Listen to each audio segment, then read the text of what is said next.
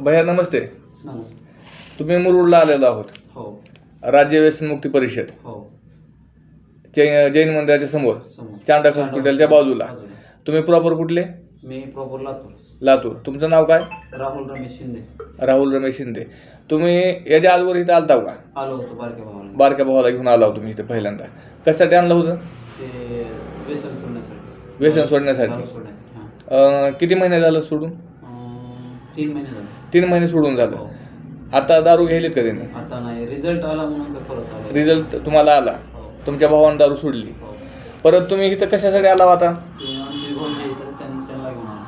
हे भाऊजी, तुमचं नाव काय भैया? शंकर नारायण होळकर. शंकर नारायण होळकर. पुण्यामध्ये राहताय तुम्ही, है ना? हां. तर तुमच्या भावाचं व्यसन सुटलं 100%. 100%. म्हणून तुम्ही तुमच्या मेहण्याला घेऊन आलेलो. हो, परत आलो. तुम्ही ह्या समाधानी आहोत का औषध घेऊन? समाधान आहे म्हणून तर यांना घेऊन आलो. बरं. हो. तर तुम्ही लोकांना काय सांगू शकता? इथं औषध घेतल्यानंतर दारू सुटेल का? 100%.